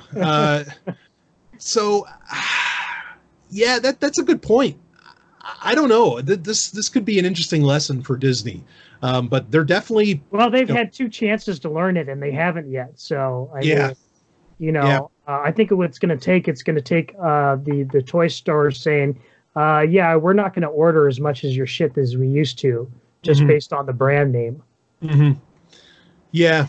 Well, I'd be interested to see these figures, and I don't mean the action figures. We saw those. I mean the dollar signs. Yeah. What that ends up looking like. So, well, anyway, I mean, what do you have any other thoughts on the whole Triple Force Friday or the presentation leading up to it? No, not really. Yeah. No. Fair enough. So, well, let's switch gears here to the Switch, the Nintendo Switch, and that being. Just real quickly, I'll talk about it. This is a game that I know. In fact, Rob, I don't think this is your favorite Star Wars game, but it's got to be up there. It's up there. Oh, yeah. Yeah. On September 24th, it was released for the Nintendo Switch. Jedi Knight 2, Jedi Outcast, was released without multiplayer, grant you, which to me makes it almost pointless. Not almost. It's not really, I mean, because it's still a great story, and Kyle Katarn's a great character. But how do you feel about this, Rob? I mean, this release, how do you feel about the lack of multiplayer? I mean, is this something you think people should pick up for their Switch now if they've never played it? What do you think? I don't think it's a bad thing in itself. It's only $10, by the way, for those. Yeah. Yeah, no, go ahead. It's a good deal, and I could definitely see the appeal of wanting to play that on the go on the Switch. I just think it's kind of sad when the high bar for Star Wars gaming these days is being able to play old games on modern systems. Yeah, and this isn't the first one that's going to be coming out. They are also Jedi Academy will be coming out eventually, which that one I do think. That if it doesn't come with multiplayer, the multiplayer is the strengths for these games. Like it's what gives them their longevity. But I do think Jedi Academy has such a strong story and different directions you can go with the story, where you could be light or dark. Right, just like the original Jedi Knight. Yes. That I think that is worthwhile if it only comes out. if it only comes out with the single player campaign. I feel like Jedi Outcast without the multiplayer, I mean, for $10, I guess it's worth a drop, but I don't think it's as worthwhile, and it would have been great to do if it came out with its multiplayer. But I think it's better. You're better off like having a GameCube or something, or just having it on Windows, because you can certainly get it there. Right. But I think you're better off getting it for like GameCube, and that way you can do the 4-player multiplayer right there on a couch, and that's a lot of fun. Yeah. I mean, I don't have a Switch yet. I might eventually, but sure. I'm not in any hurry to pick this up. I've already paid for this game 3 times now. You're right, because it is that good. I mean, when you play it right, it is that good. Yeah. Because I bought it on when it came out on. I bought the original game when it came out. I still have my discs. Right. I bought it on Steam, and then I bought it again on GOG. Yeah, same here. Same here on the GOG and Steam. Yeah, I mean, it's a great game. It's interesting that we don't have any other Star Wars games on what is arguably the most popular console in the world right now, for varying reasons. Again, I think this is Disney just dropping the ball as far as games go. Well, or Star Wars gaming. They might be testing the waters with this too to see. That's fair. That's fair. Though I don't want to have to like spend. I don't know. I don't want to prove that Star Wars is worthwhile on a console by playing something or by buying something that is missing half of the game that I love. I mean, but I hear you. You know what would be really ideal for the Switch is if they put Pod Racer on it. Yeah. Which that was a huge N64 game. Racer was one of the big games for that system. In fact, the other game too is since it never came out on PC, if they put the Jedi Starfighter game, Switch, I'd buy that. Yeah, or Racer Revenge. Any of those are worthwhile entries on the Switch. Yeah, I agree with you there completely. I'll be curious to see what happens with that. I think if you've never played this game, I think it's worthwhile to pick up for $10. Oh, absolutely. Yeah, but if you've played it, you're missing half the game here. I think not having the multiplayer, and there's no talk of there ever being the multiplayer for it. I mean, it depends. It's not attractive. Go ahead. Like, some people just don't like multiplayer. I'm not huge into multiplayer myself, so it's like if I didn't already have the game on GOG where it's DRM free, I might buy it again on the Switch in this form. Yeah. Because mostly what I'm interested in is the single player. Yeah, I'm the same way usually. Just the Jedi Knight games were the rare exception where I was like, fuck, this multiplayer is so goddamn good. And like, yeah, it was great. In fact, even the multiplayer from the original Jedi Knight was pretty trend-setting at the time. Yes. So, yeah, like, I mean, it's been one of the few times where I've actually enjoyed multiplayer games. But as a general rule goes, when I buy a game, I'm mostly in it for the single player. The multiplayer is just kind of like a nice little add-on. Yeah, I mean, just the lightsaber combat in these games is so deep, so rich, so solid that it's worth it for that. But when Jedi Academy comes out, they haven't put a date on it, but when that comes out for Switch, that's going to be an instant buy for me because I think even the single player is just great in that. The story is awesome. Luke Skywalker's there. It's really cool. Anyway, okay, so we can switch up from that. Why don't we go into our fan production of the month, Rob? And speaking of lightsaber battles, well, that's all this is. And it is Kylo Ren versus Darth Vader. And this was a fan production, fan film, if you want to call it that. Rob, what did you think of this one? You know what? I'm sorry I missed it. Oh, that's all right. Yeah. That's all right. Yeah. Because you know what? It was good, but you didn't miss a lot. Okay. I will definitely check it out after we're done. Yeah. No worries on that. So this is one, it's about 10 minutes long. It's worth watching, but there's not enough dialogue, and it's just a lightsaber battle. I heard another Star Wars podcast talk about it and say they thought it was really cool. I mean, it was good. The effects wise, it looks right, and it's easy to do a couple of characters that are wearing a mask. Right. That's the thing is like this has all been done before. That's kind of like the thing like when you're making a homemade Star Wars video is like, well, the easiest thing to do is do lightsaber battles. Right. Yeah. No, very, very true. Very true. So I don't know. It was good for what it was. It's interesting to kind of watch. And to consider, I'm certain, actually, after you read the Kylo Ren comic book, you'd love to see Darth Vader versus Kylo Ren, and see what that would shape up as. Let me ask you this, Rob. I mean, who do you think would actually win? Darth Vader. Yeah, same. Yeah. That's the. I don't want to give anything away, but whatever. I mean, anyway, it's. I mean, if we had Kylo Ren killing some more Zillo beasts, actually in the movies and stuff, then maybe he'd have a chance. But as it stands, the character right now, Darth Vader would just wipe the floor with them. Yeah. No, I agree with that. So anyway, folks, you can check this out if you want. We have some in upcoming months. We have some interesting picks that I think might be more worthy of a watch. But this is something that was going around, a little popular, worthwhile checking out, I guess.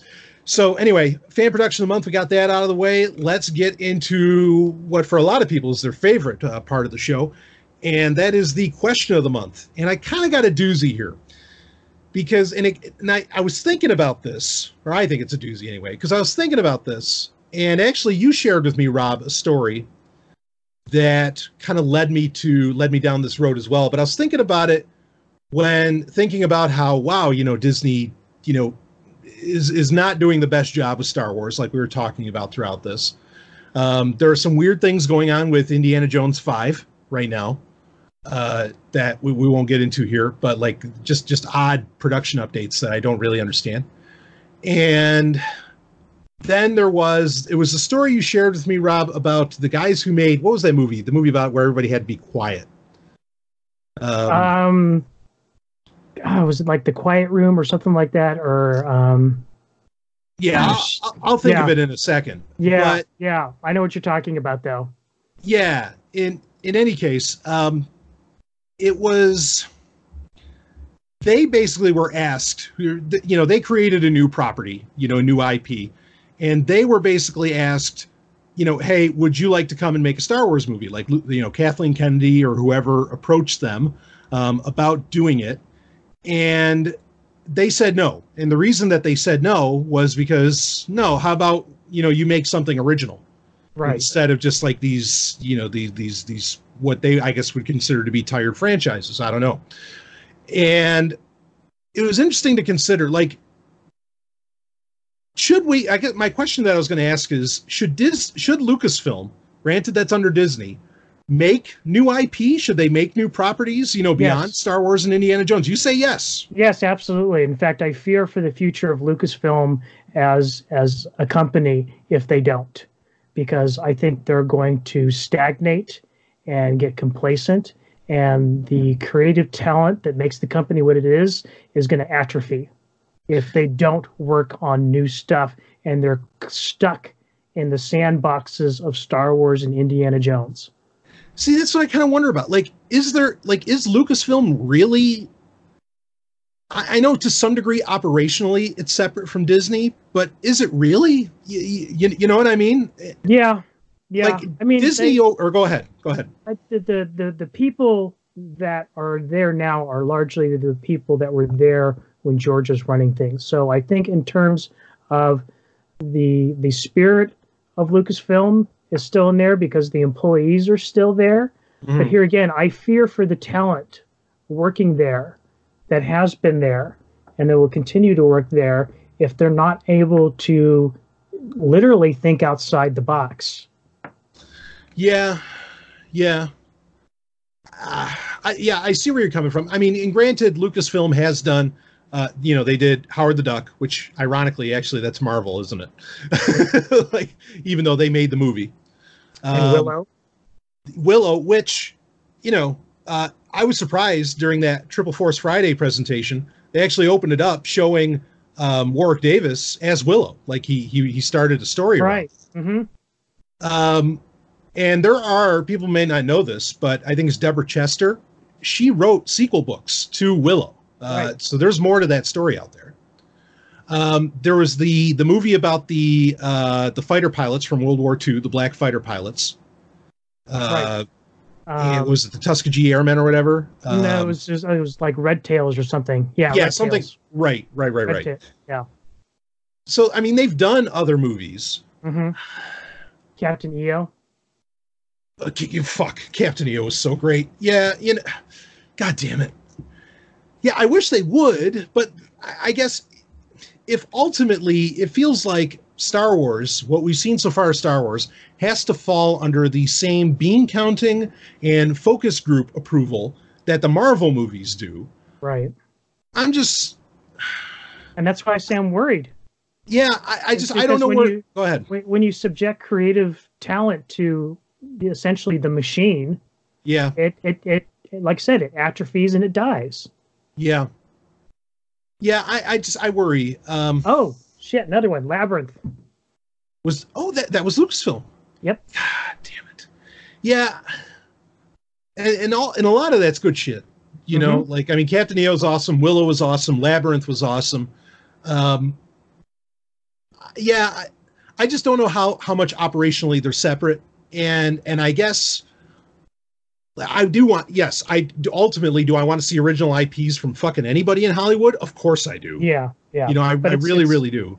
It's a huge risk for these companies, these big companies, though, at least the way they think it is. Yeah. And that is another reason, perhaps, to hope for the success of future Star Wars, because if Star Wars is really successful, then maybe they can afford to do some prestige films that aren't Star Wars or Indiana Jones related. Yeah, I guess if Lucasfilm operates kind of like, so, I mean, well, I'll say this straight, fuck the U.S. military, but if it operates, just as an analogy, if it operates like, the Marines and the Navy actually have the same budget. Okay, the U.S. Marines and the U.S. Navy have the same budget.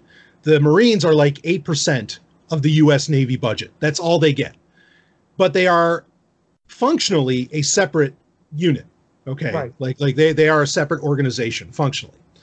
So if Lucasfilm operates much like the Marines do to the Navy's budget, then yes, I want Lucasfilm to come out with separate IP because maybe they have some control and can do things somewhat a little bit differently than Marvel. Right. Something that these I think they were writers, and the name of the movie was The Quiet Place.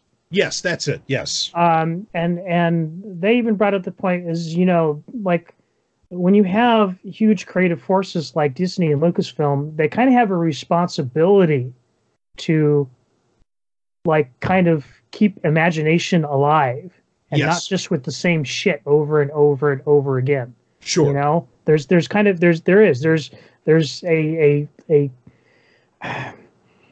in order to retain people's loyalty to, you know, their money making machines, you know, they do kind of owe a debt in a way to, and I hate saying this, but to society, and to introduce new ideas. Yeah, I mean, I think it behooves them to be the risk takers when they're in the position to do so. Yeah, you know, and not tank. Like I said, I almost say, like, you know, like I said, if they want to maintain, you know, the empire that they have, then I'd almost say it's you know, not only behooves them, but it's incumbent upon them to, like I said, to take those risks because they're the ones that can afford it more than anybody else. Yeah, I mean, and as an example, even with Star Wars kind of a part of this, I mean, Francis Ford Coppola took a chance on George Lucas, right, bringing him into American Zoetrope back in the 70s or whatever. Yeah. And then Alan Ladd took a chance on him again with Star Wars. Right. Because the studios people, they didn't get it. And Alan Ladd didn't get it, but he saw American Graffiti and that, you know, that this guy's a brilliant director. I don't care what kind of crazy story he writes. He's going to deliver something that makes money. Yeah, exactly. And so I think, you know, in Coppola with American Zoetrope was trying to do just that, was trying to bring creativity back at the time to what I guess he felt was stale. Yeah. So, yeah, I see your point, and I think that's fair. And I think the Lucasfilm brand, at the very least, should stay relevant. It should not just get folded into Disney. You know, entirely, and yeah, so I'm with you. I think I'm for Hollywood creating new IP in general, but for Lucasfilm to do it, it would be nice to see the creative minds, John Knoll, and go down the list of them who are still at Lucasfilm, bring their very unique and powerful talents to something new besides Star Wars. That would be nice. I'm with you. Not even that, but like the new people coming up through the company now, who, like John Knoll and Dennis Muren and all those guys, they had their opportunities to work on the new exciting IP, which was Star Wars, Indiana Jones, in their day. Right. It's kind of incumbent upon Lucasfilm and Disney to provide those same opportunities to the creative talent of today. Because, like I said, if you don't, then those people's minds are just going to be trapped in those sandboxes for all of eternity, and they're never going to be able to imagine. Everything is going to be an iteration of those universes that they're working in, rather than having anything truly unique and, imaginative. Yeah, what would you say? What if Dave Filoni said, just once I want to make something that's not Star Wars?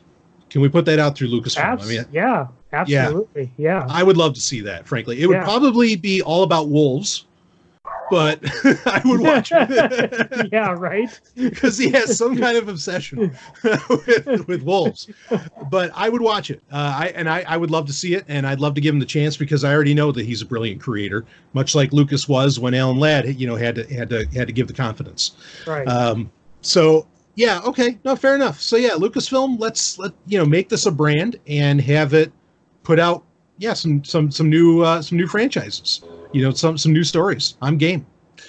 So anyway, got anything else you want to add on that, Rob? No, like I said, I pretty much said my piece on that. I feel really strongly about this. So yeah, I hope this is a wake up call for them. And good on. And I found the article. It's the screenwriter's name's Scott Beck and Brian Woods. Good on you guys for calling Lucasfilm on this and turning down what would probably have been a really well paying job. And sticking to your principles. So I applaud both of these guys. Same here. Absolutely. Well done. So why don't we go ahead and do our little thermometer check on where Star Wars sits. Rob, how are you feeling about Star Wars right now? I'm feeling okay about Star Wars because I'm really looking forward to Mandalorian. I really hope it is as successful as I hope. We're both hoping that it is. I'm still cautiously optimistic about, episode 9. We'll just have to wait and see how that turns out. Yeah, same. I think I feel exactly the same actually. Is that I'm feeling like Mandalorian's going to do something great. And we'll see what happens from there. In episode 9, boy, it better be fucking great, but and even if both of those things don't pan out, we still have another season of Clone Wars coming, and I know I've already seen some of that. So I know there's some quality stuff coming there. Yeah, that's going to be awesome. That Clone Wars is definitely, if anything, we're going to get more of that, and that's going to be worth everything. So, all right, well, we'll wrap this one up.